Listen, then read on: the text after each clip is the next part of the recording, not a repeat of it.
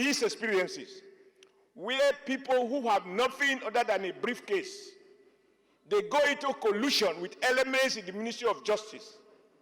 They wrap up an agreement which is meant to favor them, even as they show no competence, no evidence of competence that they can get the job done. And when they can't do the job, you ask them to leave. We are asked to pay some money to allow those who have the competence to do it. That is my summary of all that has happened. And typically, why I say it is within our power, Mr. President, shall we, on another occasion, enact a law that says a dispute arising from commercial transaction in Nigeria, the arbitration, where necessary, must be on the soil of Nigeria and not in a foreign country? We are a sovereign nation. And I can see that it is Nigerian lawyers and government officials in the Ministry of Justice over the years, they always enter into an agreement that disfavors the country to the benefit of private investors who pay a peanut for admission to be worded in a way that Nigeria is in trouble.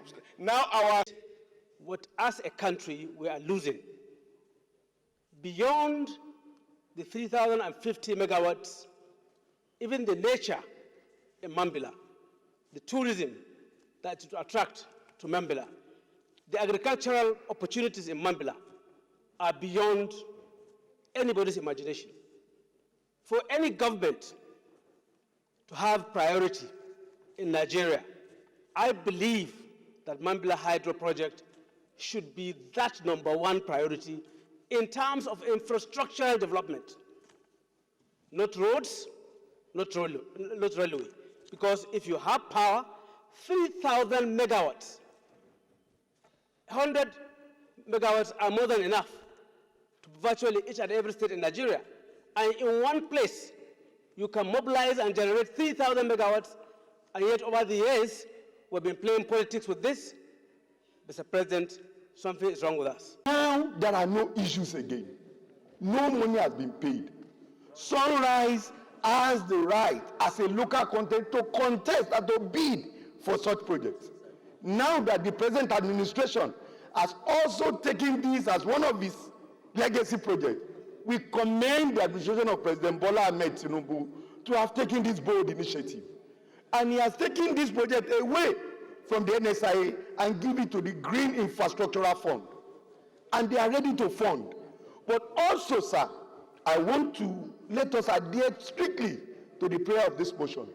Let us have an ad hoc committee in place, not only to carry out this investigative hearing, but also to follow through with whatever is happening in this particular area, so that Nigeria, for once, if this additional 3,050 megawatts will come into our system, it will go a long way to help businesses, create more employment, and also move this country forward. I stand to give my full support to this very important motion that is meant to change the economic and industrial landscape of Nigeria. This single project, as already said by the mover, will generate 3,050 megawatts of electricity. Bear in mind that the present generation for the whole country, with all the dams, with all the power plants, with all the 10 projects of NIPP, the generation is not more than always hovering around 3,500, 4,000 to 5,000 megawatts.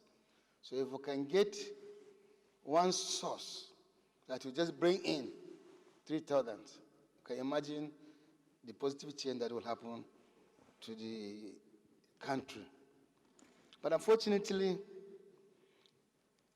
despite the glaring and obvious importance of this project has suffered so many setbacks. Also worried that the agreement between a Russian firm and the Republic of Niger to construct the Kandaji hydropower project, located about 180 kilometers northwest of the capital Niamey along the Niger River, will reduce the volume of water supply to and hamper the capacity of Kainji Dam to generate electricity for Nigeria.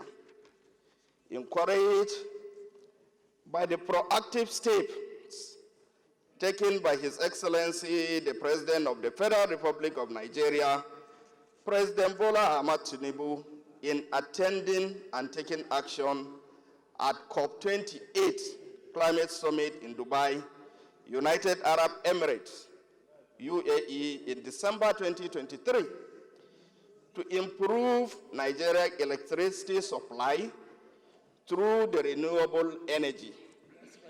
Resolve, urge the Senate Committee on Finance, in collaboration with the Federal Ministry of Finance, to include the Mambila hydroelectric project funding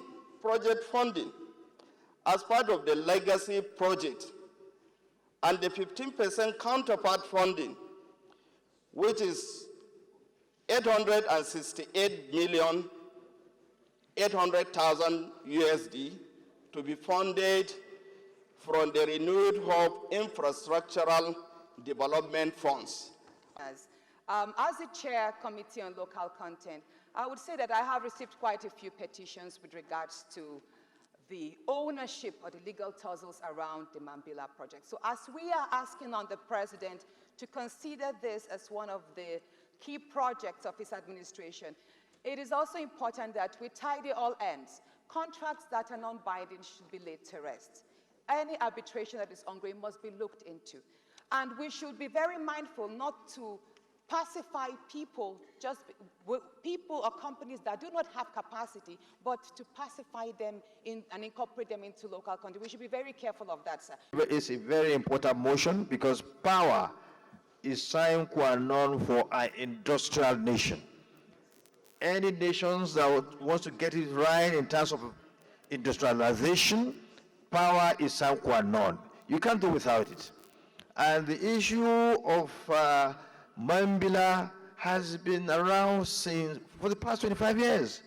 When I was in the House of Representatives, it was there, we were part of it, but it couldn't be actualized. And now we have come to going by the revelation by Senator Sani Musa, we can say that the project is good to go. So